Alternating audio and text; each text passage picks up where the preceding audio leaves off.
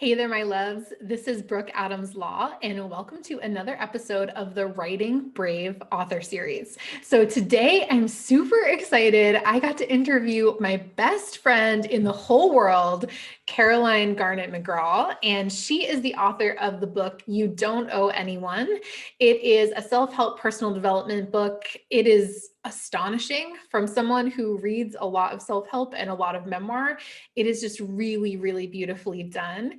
It launches on April 20th, 2021, and we're going to talk about all the goodness, the pre-order bonuses that you get if you pre-order the book. We're going to talk about her journey in writing it, her journey in building her platform to be able to get a book deal. And guys, she is not, she did not back down, right? I work with a lot of writers who are like pissed that they haven't finished their book in like 1 year or 2 years. And I mean, her journey is like years and years. I'm not saying that that is how everyone's journey needs to be, but we had so much fun talking about the evolution of her book, You Don't Owe Anyone, and also just reminiscing about our friendship. We've been best friends since college. So without further ado, I'm going to welcome my best friend, Caroline Garnet McGraw, author of the book, You Don't Owe Anyone. Enjoy. Welcome, my friend. I'm so excited. Hello. Thank you. Hello. Thank you for having me here. I really appreciate it. Oh my gosh, it's a big deal when your best friend's book comes out into the world. So I'm Yes, so it is. excited. So talk to us about where did the very initial seed of the idea for You Don't Owe Anyone come from? Like, how did it begin? Yes. Before we started recording, we were reminiscing a bit about when we both lived in DC and probably in 2008, around there. I took a informal writing retreat when I was house sitting for a friend, and I started writing what I referred to as my book. Obviously, it's taken a lot of twists and turns over the years. I think the moment when this book really became You Don't Owe Anyone actually goes back to 2015. So we're fast forwarding. Yeah. We've written a lot of things, but it's 2015 when the idea really crystallizes. And what happened was something that happens every day. I was on Facebook and I got a series of messages from an old acquaintance. And I didn't know how to respond to these messages. In the book, I talk about how, on one hand, they made me feel really uncomfortable because they were coming out of nowhere. They were just about, I miss you, I really miss you. And just didn't really land for me, didn't really strike me as, oh, okay, what's going on there? But another part of me felt very guilty for having that reaction. And I thought, you're not being compassionate. What if this person is in trouble? What if they need help? What if they're reaching out to you and you are just sort of turning your back on them? And I was really guilting myself for not wanting to respond to these messages. So I wrestled with it. And then I asked my husband, Jonathan, what he thought, which little bit of a cop out because I kind of knew what he thought. But instead of saying something like, of course you don't need to respond to these messages that freak you out, he went a layer deeper and he identified the core belief that was running in my system and in my life. And he said, you don't owe anyone an interaction. And I went, whoa, say that again. Say that again. He said it again. And I said, I need a minute with that. I need to write about that. May I quote you on that? May I write about it? And he said, sure. That turned into a viral article on the Huffington Post. And then it became the book, which is Don't Owe Anyone. Here it is, finally. So exciting. Yes. Thank you. Oh my gosh. Best moment. Okay. So since that moment in 2008, right, that we were remembering when you were writing the book and you were writing basically like at the time, I think it was a memoir and it was sort of just, some of your experiences. like the book, I've been able to see behind the scenes of like how the book has evolved like so many times. And I feel like this is a process that we don't hear enough about from writers. Like, I think that there's this fallacy that like writers have an idea for a book and it comes out like fully baked. Like they just like sit down and they start writing and they start at the beginning and they write through to the end. And like, it doesn't actually happen that way at all. Like when I talk about the evolution of my book, Catchlight, which is a novel, granted, but like people are so surprised that like whole huge chunks of the book were very different in my imagining. Like the first time, right, we changed like where the book is set, like everything changed significantly, like all these things kind of evolved over time. And I think there's so much power in like hearing about that part of the process. So can you walk us through some of the evolutions of You Don't Owe Anyone? Yes. And it's been so much fun since we're both writers. We've sort of seen this process for each other. I've seen Catchlight go from the picture of things to Edgewater to Catchlight to all its different phases. And you've seen the same with You Don't Owe Anyone. Because maybe there are writers who just sit down and have this really clear linear path through their book, but that was not my experience at all. Not us. That's not how we did it this time. Right. Maybe so in the future. Exactly. It would be a lot more efficient that way, but that was not how it worked. So for me, I started out wanting to write this memoir and I wrote a full, complete memoir. It went from a bad one to a not so bad one to a pretty good one. I was pretty proud of what I came up with. But when we went to pitch it, my agent basically came to me and said, okay, there's one publisher who is interested, but it needs to be more personal development if they're going to go with it.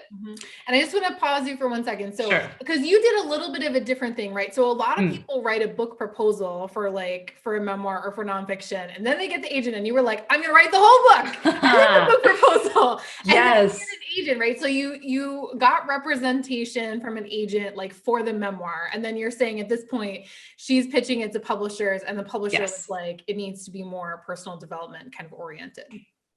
I'm so glad you highlighted that too, because since I know we're talking to writers, I'll share a little bit of the behind the scenes that I don't ordinarily share. That I had written a book proposal for a book, pitched it to a bunch of different agents, had some people interested, then realized that wasn't the book I wanted to write. So I had that experience, which was what galvanized me to then say, I think I need to just write the whole darn thing and then pitch it. Yeah. For some people, it works to just do a proposal. I needed to have the whole thing written in order to really feel like, yes, this is the best I can do. This is my offering to the world. And thank you so much for speaking to that, because I forgot that leg of the journey. It was a while back. Yeah. There's this piece about there's this piece where our own desire for efficiency can sometimes fight with like the calling of our soul, right? Of like, for you were like, it would be so efficient. I have someone interested in this book, but then it's like, but that's not what I want to say. Like somewhere along the line, like I started saying something, but this is not it. Right. And that there really is this process of like writing into the thing you want to say and like discovering it in the writing process, that sometimes you can't get around it. Like that's just what needs to happen. Yes, at least that was my experience of I needed to write it all down, find the wonderful agent, then pitch it to publishers, and then hear they want more of a personal development slant on it, which was hard to hear at that moment because, as you know, it had already gone through many iterations. And then to hear basically, you need to reimagine this whole project was very daunting.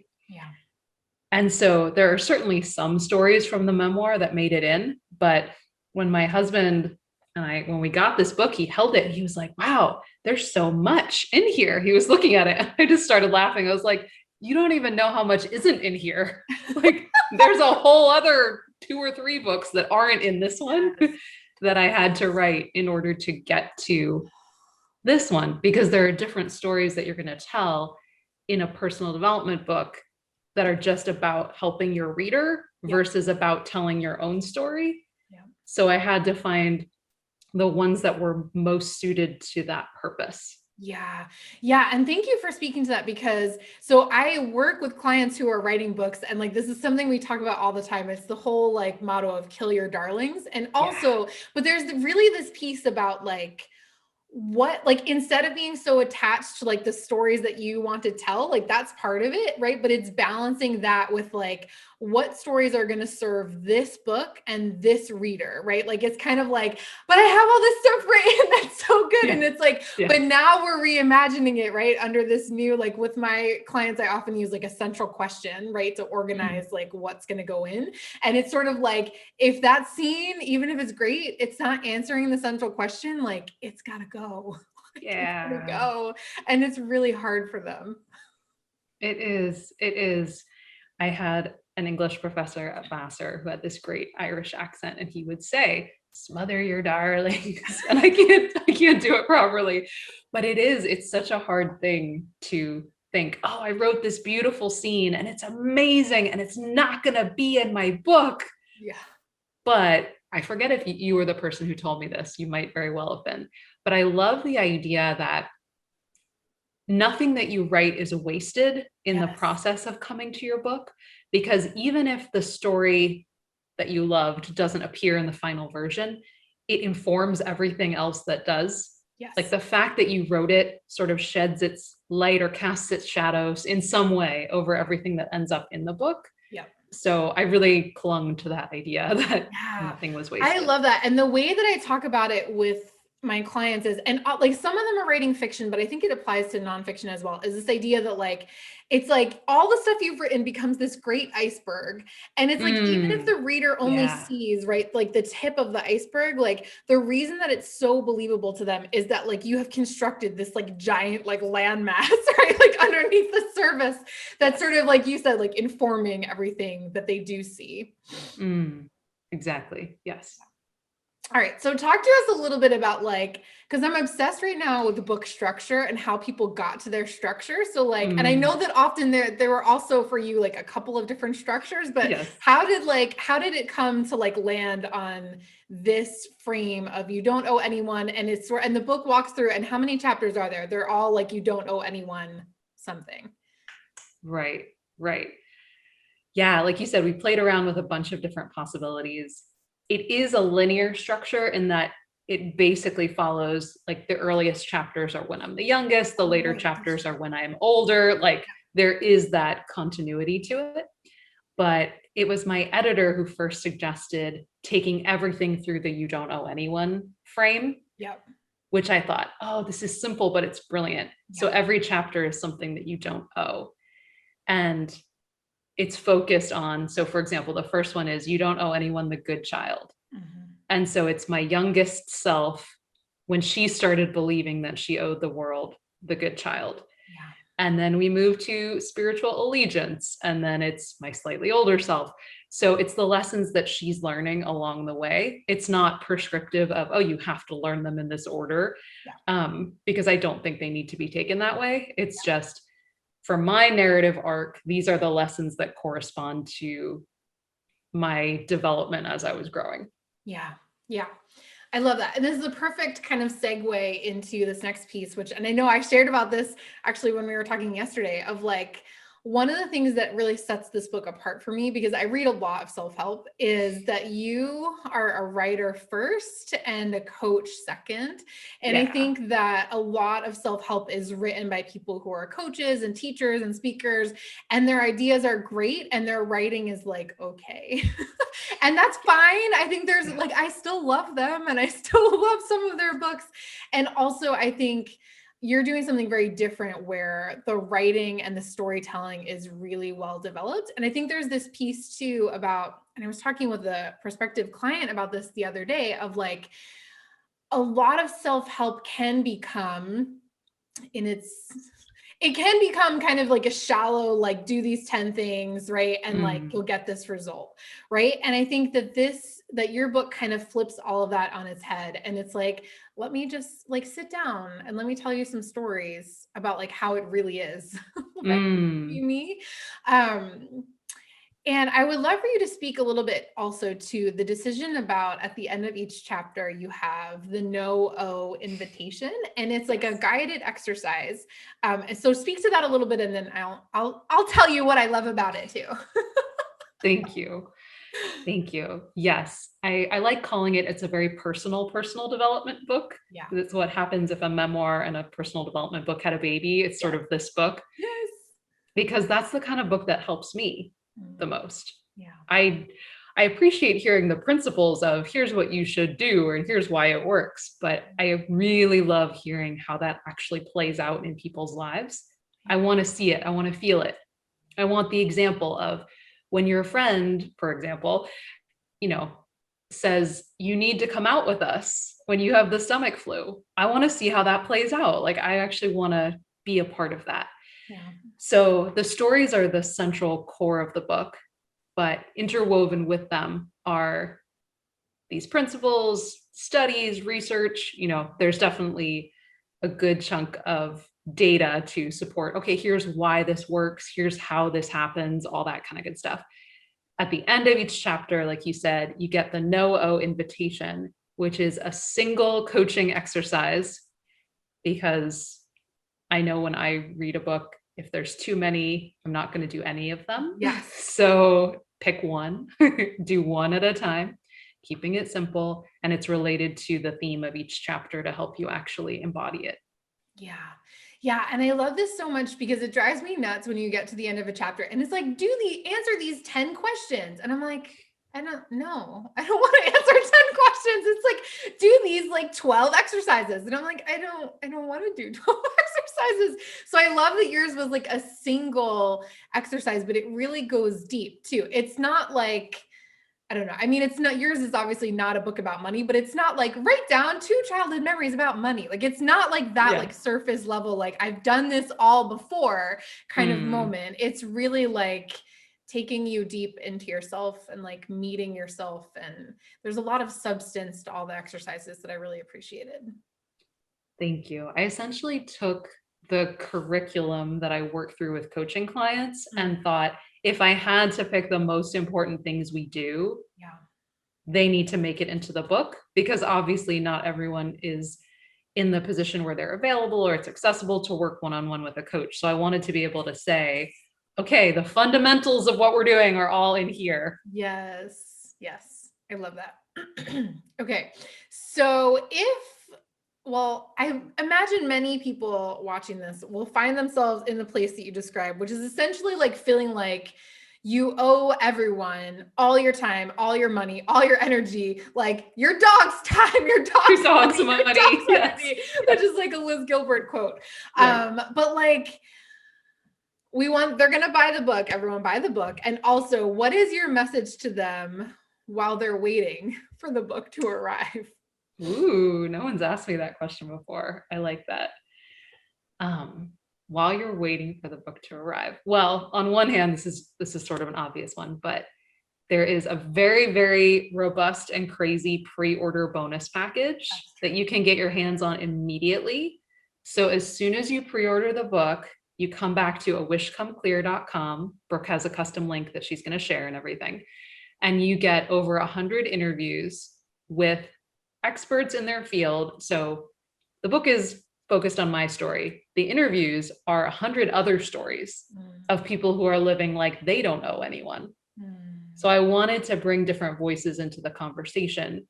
So my message for you would be, okay, if you're the one who's really grappling with this, start just spending time with people who are living the way you would like to. And letting that be an example and letting that inspire some possibilities for you. Yeah. I love that. Our interview is one of the ones I think in the bonus package. So yeah, we've done other interviews in the past, so you can hear more from Brooke too. I love that. So fun. Okay, so I want to talk about one of the chapters and themes in the book, which you already mentioned, which is this idea of you don't owe anyone your spiritual allegiance. I just want to let that sink in for everyone of like, you don't owe anyone your spiritual allegiance, right? And I think there's this piece often like when we grow up in a particular church or a religious community or whatever faith or non-faith you were brought up in, like there's this piece where, I mean, those roots go really deep, whether or not you have decided actively to stay where you are or not, like until you excavate like what happened when you were a child, right? Like those roots go really deep. So I'm curious about like, why did you need this message of you don't owe anyone your spiritual allegiance? How did you come to realize this? Kind of walk us through that section a little bit. Sure. The moment when I realized I needed that lesson or I needed to write this section of the book, I was in a store with my husband and we were trying to buy some Christmas ornaments. It was December and we were going to spend $11 on silver ornaments that we had agreed we were going to use to decorate our first tree as a couple. This was the first time we had done this. And it was a hand-me-down tree. This was the only expense we were incurring in our Christmas decor budget. And my mind thought that's reasonable. My psyche, the rest of me, kind of went into a panic about the idea of spending this money on these ornaments. And we're in the checkout line and I had this like guilt attack. And I said to him, maybe we should put them back. Maybe this isn't a good idea. Maybe let's just put them back. Let's just forget this whole thing. And he was pretty calm in the moment and basically said something like, it seems like your guilt gauge is maybe not a reliable indicator of whether you should do something or not, because it goes off constantly. And I was like, this is a solid point. So then I started exploring, why do I feel so guilty spending $11 on Christmas ornaments? Why is this such a huge conflict for me? And that's something I share when I work with clients is if you have a disproportionate emotional reaction to something that your mind understands is not that big of a deal, there's always something really valuable to uncover, to excavate. There's something there. You've pressed a button in your psyche that you get to explore a little bit more. So that's what triggered, oh, I need to look at, am I still pledging spiritual allegiance to the God I learned about in childhood who would not have approved of spending any money on Christmas ornaments? Like that was very taboo in the church I grew up in. Christmas was pagan, so it was of the devil and you shouldn't celebrate it.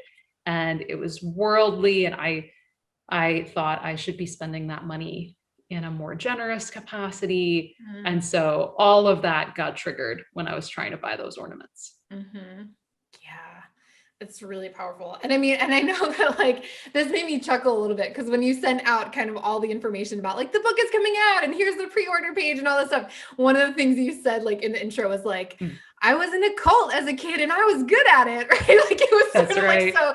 And so part of what I wanted to also couch for people is like, depending on what people's religious backgrounds is, it's relatively unusual for a Christian church to like teach that like Christmas is pagan and you can't like, it's like, right. Like, you know, everyone has their own flavors of things that they grew up believing that that now see are like kind of funny or like maybe a little ridiculous. And also like, I just wanted to kind of bring in that a little bit of that levity too, of just like, oh, right. And like, also like the church that you were involved in, like you discovered as an adult, you're like, oh, that was a cult. Yeah, that was more cray cray than I thought it was. Totally. But when you're little and that's all you know, you just think that's how things are. It's only when you have some distance and some hindsight and some maturity that you can look back and go, wait just a minute here. That wasn't so great. Yes. So in this chapter, and you kind of share obviously like a lot of these stories that we're talking about, you teach a specific tool. And I love that it goes hand in hand a little bit with like the guilt gauge, or like what Jonathan said, like your guilt gauge is broken because it goes off all the time. Like maybe it's not really that reliable, like indicator, right, of what you should or shouldn't do. Right. So you teach this basic tool about how to decide, right? Like what to do or not to do, which is to go where the life is. So I'm wondering if you can speak to that a little bit. Yeah, gosh, this is something that came through for me as I was journaling one day. And it was this framework of how do I make decisions, if I'm not basing them off of fear, guilt, obligation, what do I base it on? I need a new basis. I need a new If framework. we're coming out of the shoulds, and I just want to frame for everyone, like if the thought is, well, I should do this, or I have to do this, then it's coming under like the guilt, fear, obligation headline. 100%. Exactly. So if we're letting go of that, what's the alternative? How do I make wise choices? Yeah. And what came through was this sentence of go where the life is. If it feels like vitality, enthusiasm, expansion, go toward that. If it feels like constricting, confining, imprisoning, go away from that. So go towards where the life is. And sometimes that's going to feel really scary. And that's totally normal. And that's okay. Like it felt scary for me to buy those ornaments. But when we actually set up the tree and we stood and looked at it, I had this moment of, this is such a beautiful thing. And to give that to myself after, I talk about in the book, when I would go to my grandparents' house as a little kid, I would sneak glances at their tree because I thought it was beautiful, but I didn't think I was supposed to feel that or acknowledge that I felt that. And so just to let myself admire something beautiful and lit up in the dark of winter, it was like, yeah, this is going where the life is. Yeah. Oh my gosh, I love that so much. Okay, let's switch gears a tiny bit. And I want to talk again a little bit to writers about, first of all, there's two things that I want to touch on. One is what you did to build your platform. And one is I'm working with people right now on realistic expectations in terms of the time that it takes to do all the things. So could you walk us through like how long it took you to get an agent, how long it took your agent to get you a book deal from that point, like, right? Like walk us through like these different stages, because I have people who are like, when I tell them minimum 2 to 3 years, they're like shocked. And I believe that yours is like even longer. So, which is not surprising, right? It's like not strange, but people don't know. So kind of walk us through a little bit about that. Yes, I wish I had this little sign. I could just hold it up and it would say, forever. It's going to take you forever. No. Oh, that would be fun in this moment if I could just hold it up. I will say as a disclaimer, it does not have to take this long. Yes. It may not take you this long. Yes. For me, this is the length of time that was necessary and helpful. I started my blog in 2011. It is now 2021. Yeah. I started the blog with the full intense, like express purpose of, I want to build a platform for my book. Yeah. So you could say it took me 10 years. It took me a full decade to do that. That being said, the blog changed identities a bunch of times. First, it was a special needs blog. Then it was more general personal development. So I had to find my voice, find that space, all of that. And part of what you said too is like 2015 was when you had this heading of like, idea. You don't know anyone, right? So there was like a lot of evolution. Like I think you started the blog because you were like, I want to be a writer for my like as a life goal, right? And I want to just say that too, because some people are like, I want to write a book. It's like for their business, or like they want to write one memoir. And the goal is not necessarily to write books for the rest of their lives, which I don't know if that's still your goal, but I think at the time in 2011, that was part of it, right? Is like, we want to be the writer. We want to be an author, like as a career, like multiple books, right? Like that was kind of part of it. Yes, totally. Very good point. So we go through these multiple iterations. It takes at least a couple of years to shape the book into a cohesive whole. Then I start pitching agents, and to share, I've heard, from some people, oh, I pitched a handful and then nobody took it. So I gave up, and you and I just laugh at that because we know. I will say there was one agent who was interested somewhere around like the 25 pitch mark. We didn't end up being a perfect fit, but there was some hope sort of on the horizon there. I ended up pitching 75 agents before connecting with the one I'm working with now. She was number 50, but I had sent out 25 more before she got back to me. Yep. So that's how it worked out. And then there was at least a year of tweaking the proposal together and working on it and rewriting it. Then there was probably at least another year of getting it out to publishers, finding the one who was the right fit. And then there was more time and more rewrites on the other side of that for it to become the book that it is now. And obviously, even though it was a lot of work, I can look back and think it is such a better book for all of that. Like it is such a better book than it would have been 3 years ago, 4 years ago. Yeah. But it was a winding road for sure. Yeah. Yeah. I love this. And I, like, you obviously know my story is that I started Catchlight in 2007 and it took me 7 years to write and then like 6 years to bring it out into the world. So again, we're not saying that it's going to take that long. And also like, we are freaking tenacious, right? It's just like, we're just like, this is part of what we want to do, like in life, is be authors. And so we do not take no for an answer. That's right. Should be our motto. Like keep improving, keep pitching, keep writing. And similar with the blog, I tried a lot of things that did not work for me to grow my readership. Yeah. And I'm glad I had those experiences. Once I finally got some support, some coaching around, okay, let me actually work with people who do this for a living. Yeah. It grew fairly rapidly after that, but I needed to do it the hard way, I guess, before then. Well, I would love for you to talk a little bit about this, and you don't have to go like too nuts and bolts, but basically like, because I think your agent basically said like, we need to increase your readership, right? I think she was kind of like very matter of fact. And I'm curious, did she give you a ballpark like number to hit of like, I want to see like this many subscribers? That's a good question. I'm trying to remember if she did or not. I know I had always been aiming toward 10,000 as like my big, okay, we're going to get there. That's what we're aiming toward. Right now, it's a bit over 7,000 is where we are. And that has been, I would say we went from somewhere around 11 or 1,200 to there in 2.5, 3 years. Yeah. So the majority of that growth was over the last couple of years. Yeah. And I know, and like you were at 1,100 and it was like it took, I think 6 or 7 years, right, to get to 1,100. Right. And then like 2 or 3 years, right, to get from 1,100 to like 7,000, which is a huge deal. And part of it, and I just want to flag this, and I'm not saying that like, I don't know, I think a lot of times writers think like, it should just happen. And it's like, for you, like there was an investment of both money, there was an investment of time, right? To like learn strategies that were going to work for you to build a platform where a publisher was going to basically take a chance and be like, yeah, we'll publish your book. Like, we're going to like, let's do it together. Right.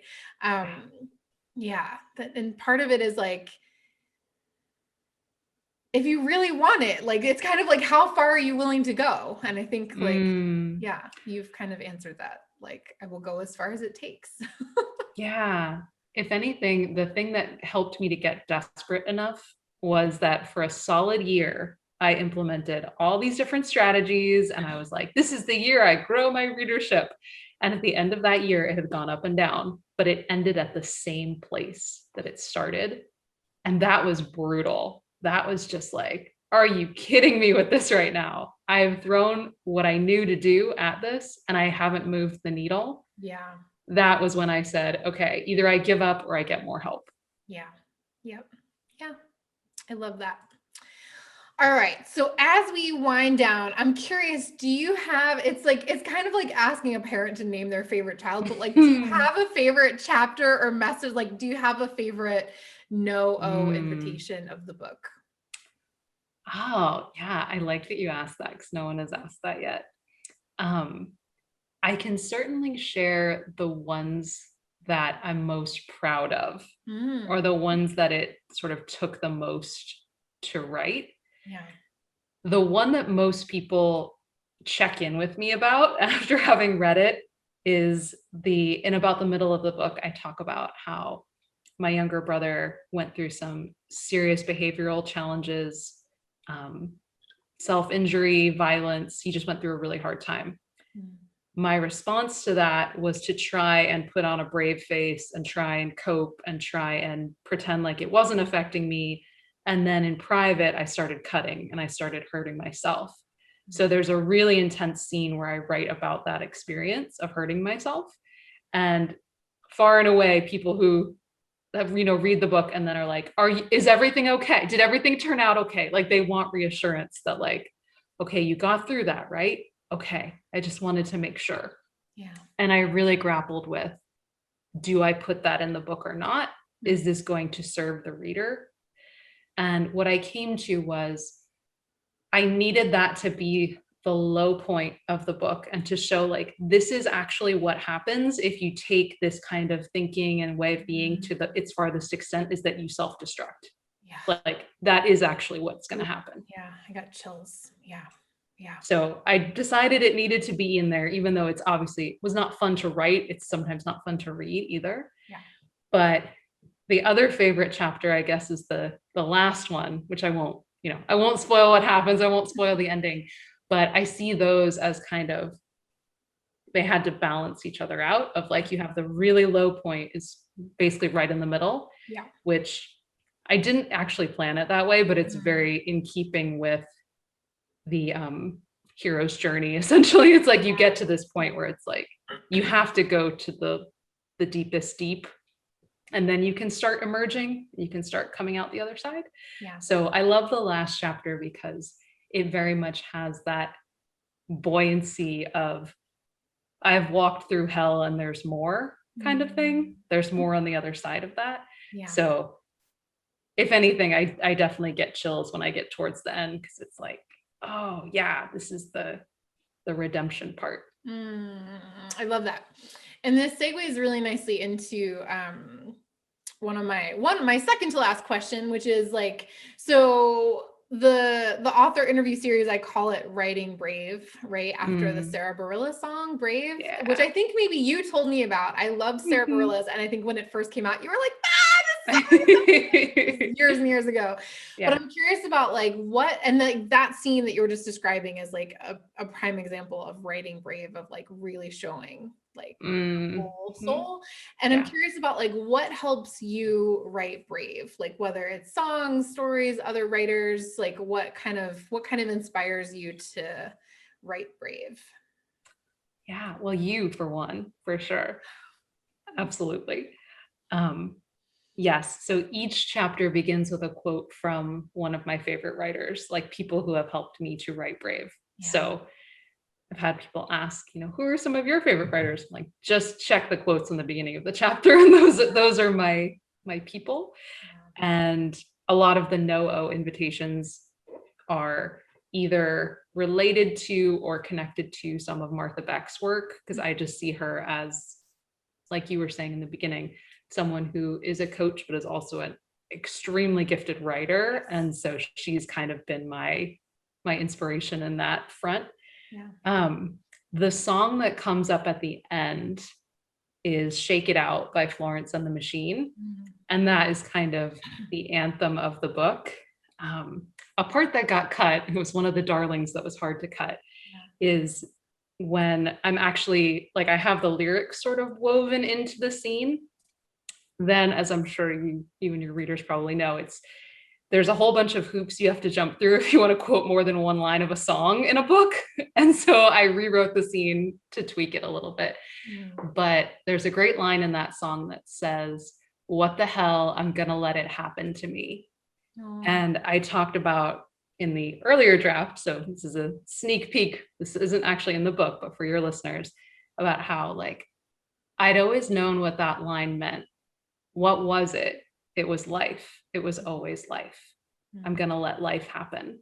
I'm going to let myself go where the life is, to connect back to what you were talking about earlier. So that's kind of the anthem of the book, if there was one.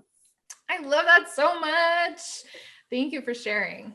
Yeah. So, okay, as we wind up, tell us all the goodness about how, when, where we can get our hands on a copy of You Don't Owe Anyone. Give us all the details. Yes. So I just got my hands on the print copy this weekend, so I'm very excited to be able to say that it's coming. The release day is April 20th. I have heard that Amazon is 2021. 2021. Yes. Amazon is mailing some copies early, which is fun. So you might even get it before April 20th, 2021. But you can buy it anywhere that books are sold. So Amazon, Barnes and Noble, all those good places. But if you come back to A Wish Come Clear, then you can get all the pre-order bonus goodies before the launch. If you're listening to this after the launch, there are still going to be bonus goodies. I'll still make it worth your while to come. One of the things I'm working on now is doing a PDF of all the no-oh invitations. Oh, fun. So just like a sort of a mini ebook of just the coaching exercises from the book. Cool. Which I always find that really useful because you don't want to have to sit there and like copy out, oh, I just want this part or I just want that part. So one handy thing that has all of that, so you can print it out and have it with you. Perfect. I love that so much.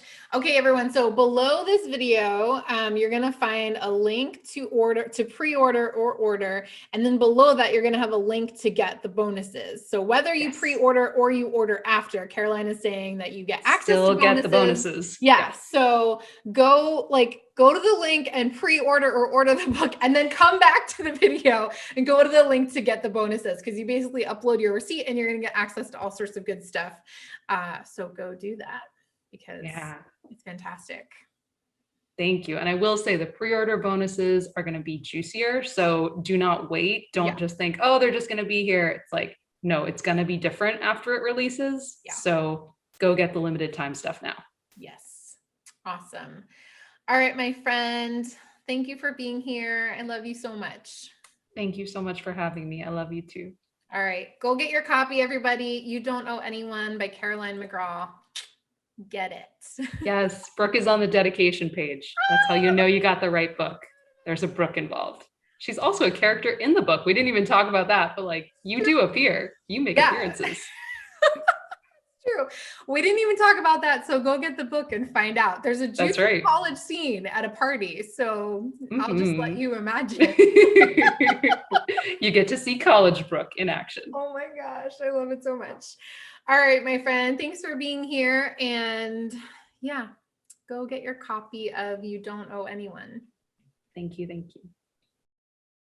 Hey, my loves. So that is a wrap on my conversation with Caroline. She is the greatest, as you know. As you can see, I adore her. So make sure you go to the links below this video, click that pre-order link, pre-order You Don't Owe Anyone, and then come back to this page and click the link to get all of the pre-order bonuses. So they include a library of more than 100 videos with New York Times best-selling authors, including Adam Grant. There's a whole, oh my gosh, there are so many good people that she's gotten to interview. There's a bonus interview there with me from a couple years ago. So the pre-order bonuses are fierce. If you're watching this video after the book has come out, which is April 20th, 2021, you can still come back to this page after you order, click that link, you'll still get bonuses, but the pre-order bonuses are going to be even more juicy. So don't wait, go get your hands on a copy of You Don't Owe Anyone. Take care, everybody, and I'll see you back here soon for another episode in the Writing Brave author interview series.